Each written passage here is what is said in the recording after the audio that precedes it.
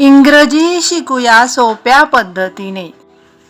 मी वाचत होतो या वाक्याचे आपल्याला इंग्रजीत रूपांतर करायचे आहे. तर मीला इंग्लिशमध्ये काय म्हणतात? आय.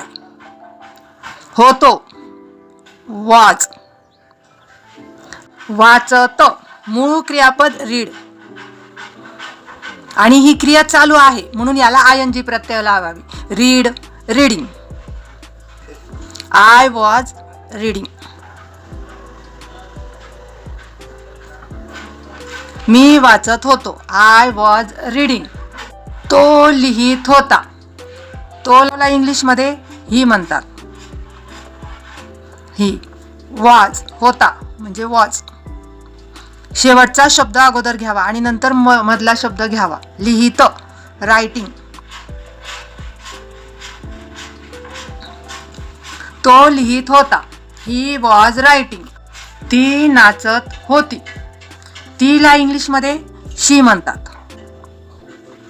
होती वॉज. नाचत म्हणजे डान्सिंग. She was dancing. ती नाचत होती. तू अभ्यास करत होतास. तर तुला इंग्लिशमध्ये काय म्हणतात? यू. होतास वेअर.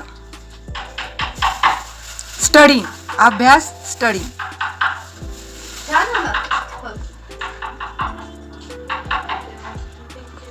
तू अभ्यास करत होतास. You were study. तुम्ही शिकत होते. तर यूला काय म्हणतात? तुम्हीला काय म्हणतात? यू.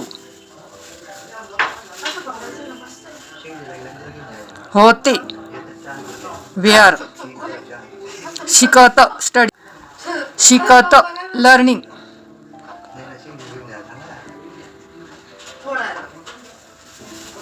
तुम्ही शिकत होते. You were learning. आम्ही खेळत होतो.